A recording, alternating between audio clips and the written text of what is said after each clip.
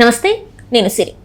Kerala CS Sharada Muralidharan గారు చెప్పిన మాటలు ఏవైతే ఉన్నాయో అవైతే కన్నీళ్లు తెప్పిస్తున్నాయి. సో దీనికి సంబంధించి మరిన్ని విషయాలు మనకు తెలియజేయడానికి మనతో పాటు ఉన్నారు ప్రముఖ సీనియర్ జర్నలిస్ట్ డాక్టర్ దుర్గవల్లిమణి గారు.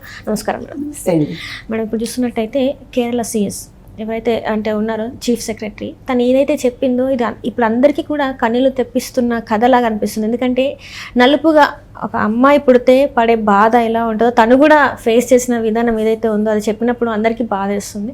సో అసలు ఏం జరిగి ఉంటుంది తన లైఫ్లో అంత బాధపడడానికి అలా కారణాలు ఏంటంటారు? ఈవిడ 1990 బ్యాచ్ కేరళ ఐఏఎస్ అధికారిని. ఈవిడ ఇప్పుడు ప్రధాన కార్యదర్శిగా పనిచేస్తున్నారు కేరళలో. అయితే శారదా మురళీధరన్ వాళ్ళ హస్బెండ్ కూడా అంతకుముందు చీఫ్ సెక్రటరీగా పనిచేసి ఆయన దగ్గర నుంచి ఈవిడ బాధ్యతలు తీసుకున్నారు గత సెప్టెంబర్లో.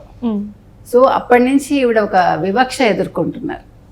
ఏ రకమైన వివక్ష అంటే చర్మం రంగుకి సంబంధించి. ఎందుకంటే ఆవిడ భర్త చాలా తెల్లగా ఉంటారట. భర్తతో ఆవిడకి సమస్యలు లేవు. ఇప్పుడు ఆయన పొజిషన్లో ఈవిడ వచ్చారు కాబట్టి ఈవిడని అందరూ కూడా అంటున్నారు, మీరు ఏంటి నల్లగా ఉన్నారు, మీ భర్త అంత తెల్లగా ఉండేవారు. అంటే రంగు అనేది మనిషి మేధని నిర్ణయిస్తుందా, రంగు అనేది మనిషికి ఒక గౌరవాన్ని ఇస్తుందా? ఆవిడ ప్రశ్న అది ఒక శారదా మురళీధరన్ గారి సమస్య కాదండి. చిన్నప్పటి నుంచి నేను ఎదుర్కొన్నాను, మీరు ఎదుర్కొని ఉంటారు, ఆడపిల్లలు చాలా మంది ఎదుర్కొంటారు.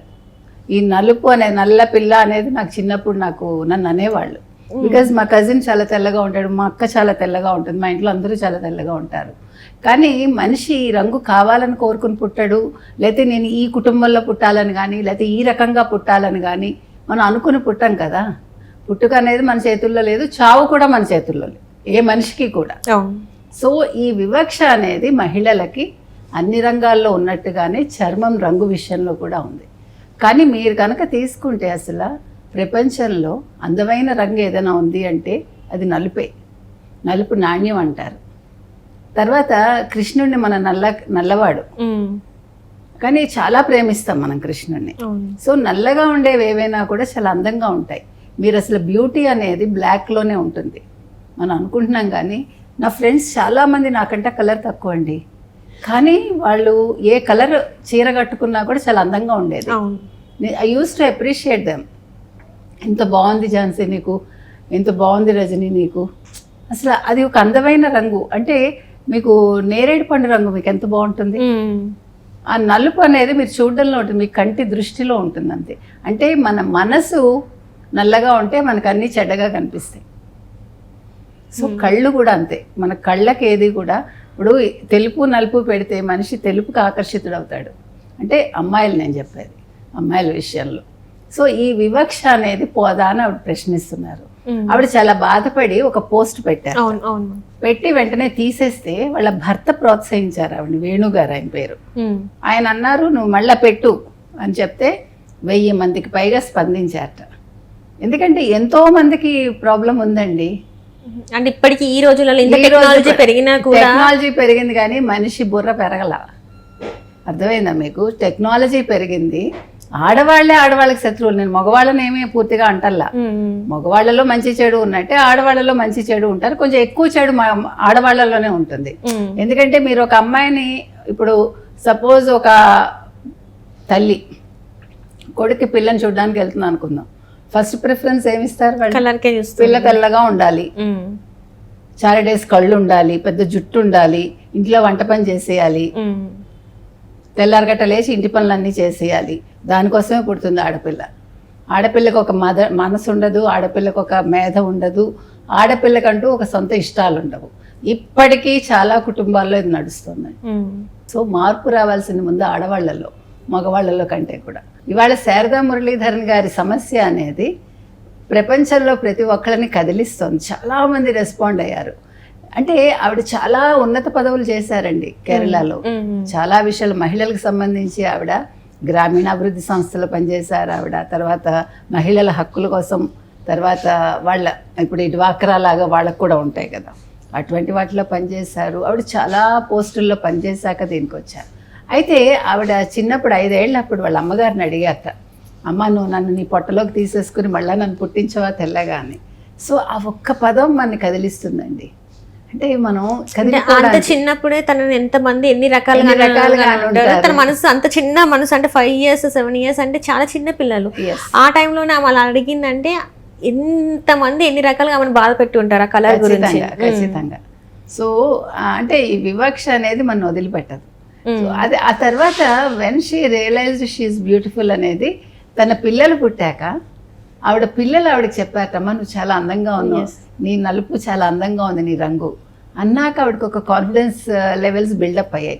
అంతవరకు తను చాలా ఏమంటారు ఆత్మన్యూన్యత అంటాం మనం, ఆత్మన్యూన్యతతో ఆవిడ బాధపడ్డారు.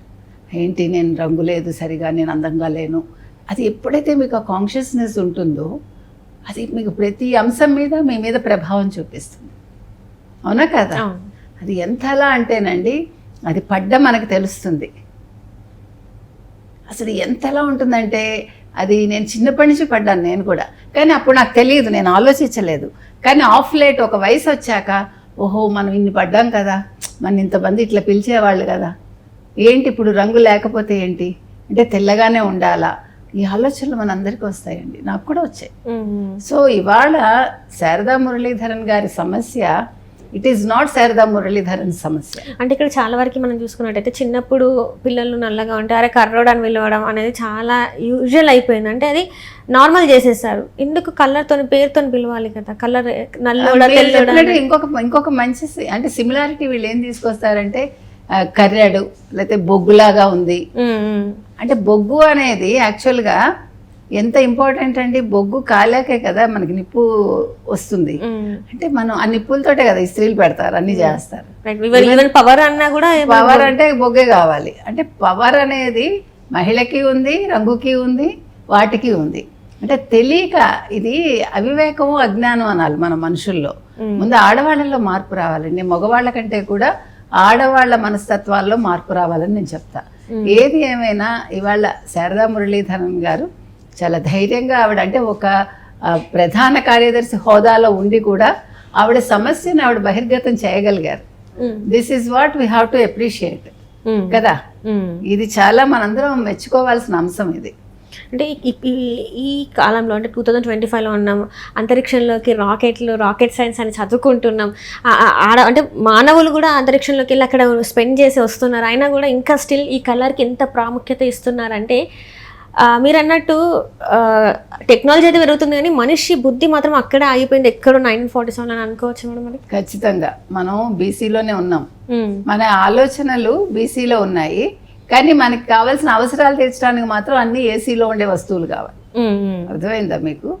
మనసు ఒకటి మాత్రం బీసీలోనే ఉంటుంది, ఆలోచన ఒకటి బీసీలో ఉంటుంది, కానీ మనకు కావాల్సిన సుఖాలన్నీ ఏసీలో లాగా కావాలి.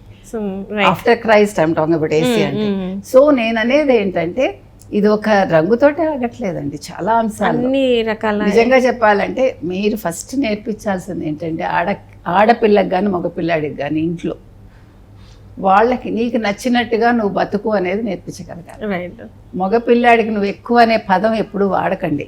ఆడపిల్ల ఏ పని చేసినా మగపిల్లాడు అదే పని చేయాలి, అది నేర్పించండి.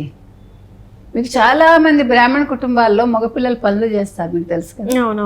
ప్లస్ మీకు ఇంకో సంగతి తెలుసా, మీరందరూ ఇప్పుడు ఇది అడుగుతున్నారు కదా, మంత్లీ మెన్స్ట్రువల్ టైంలో లీవ్ కావాలని. మెన్స్ట్రువల్ టైంలో బ్రాహ్మణ కుటుంబాల్లో 3 రోజులు మగవాళ్ళు వంట చేసి వడ్డిస్తారు చక్కగా, ప్యాడ్స్ కూడా అందిస్తారు. For your kind information. So nothing wrong in it. అంటే మనం వెక్కిరించేవి కొన్ని సైంటిఫిక్గా, అది న్యాచురల్ థింగ్స్ కదా మేడం. దాన్ని న్యాచురల్గా చూడకుండా ఎప్పుడైతే అబ్నార్మల్గా నార్మల్ థింగ్స్ కూడా అబ్నార్మల్గా చూడడం స్టార్ట్ చేశారో అప్పుడే ఇదేదో తప్పు అన్నట్టు అయిపోయింది. అంటే ఒక మహిళకి, ఒక ఆడపిల్లకి అది అది నేచర్ నుంచి వచ్చింది, మన పుట్టుకనే అది. దాన్ని వీళ్ళు ఆమోదం చేయకుండా అదేదో అబ్నార్మల్ థింగ్, ఇది వీళ్ళకి మాత్రం ఇట్లా ఉంటుంది అని చెప్పేసి మాట్లాడడం ఎప్పుడైతే స్టార్ట్ అయిందో అప్పుడు ఇట్లా అంతా వివక్ష అంతా స్టార్ట్ అయిపోయింది. వివక్ష అంటే వాళ్ళు ప్రతిదానికి ఒక కులానికి ఆపాదించడం అలవాటు అయిపోయింది కదా. సో నేను అనేది అది, కానీ యాక్చువల్గా వాళ్ళకి మంచి జరిగింది ఆ కుటుంబాల్లో. ఇంకొకటి ఆ టైంలో మగవాళ్ళు కొంతమందిని ఇబ్బంది పెట్టడం ఇలాంటివన్నీ చేస్తారు ఆఫ్టర్ మ్యారేజ్, అది కూడా తప్పే.